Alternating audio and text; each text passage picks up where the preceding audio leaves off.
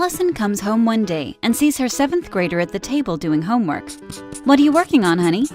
"My health homework," her son Will tells her. Allison takes a look at it and is shocked. Her son is taking a reproductive health unit and is learning some things that Allison didn't learn until she was married. "They're teaching you this in school?" She remembers signing some form about health class, but they sure didn't tell her that her children would be learning things that she doesn't approve of.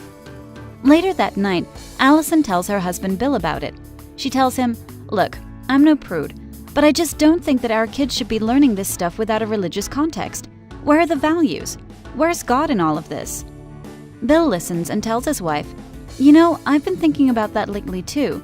It's not just Will. Carrie's only in 3rd grade, and I was reading in the news that 66% of all U.S. 4th graders scored below proficient on the 2013 National Assessment of Education Progress reading test, meaning that they're not even reading at grade level. I don't want this to happen to her." Allison agrees.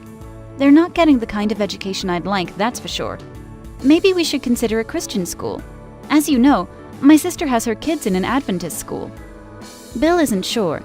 "How are they going to learn science in a program that teaches creation?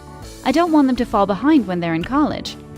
Allison replies, "No, actually, students in Adventist programs outperform other students in all areas of science."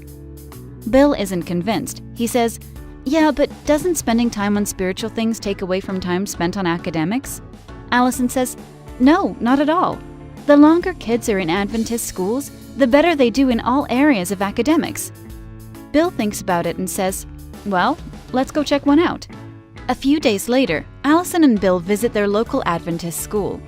They're impressed. The school is small, but is well run. They see fewer students per teacher, so the kids are getting more personalized instruction. There's a balance of educating the mind, body, and spirit, and the kids look like they're really enjoying class time, not staring out the window. But there's still one thing in Allison's mind, so she asks the woman giving the tour of the school, "How do you handle the, reproductive health topic?" The woman smiles because she knows this is a difficult issue in mainstream education. So she answers, "We teach kids the facts, but within a moral framework. Your kids won't learn anything in an Adventist education that goes against your Christian values."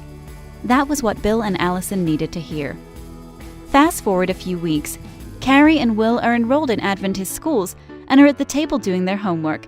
Allison overhears them talking.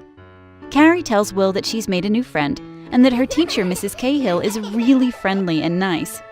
Will answers her, "That's cool, Carrie. And don't tell Mom and Dad, but I really like my school better too. Everyone just seems nicer, I guess." Carrie tells her big brother, "Well, I guess that's what happens when you put Jesus in school. Everyone gets to be more like him." It's time to take a closer look at Adventist education and see how you can give your child the best start in life. For more information on how to enroll your child, contact the Greater New York Conference Office of Education at 516-627-9350 or visit us online at www.gnyc.org/education.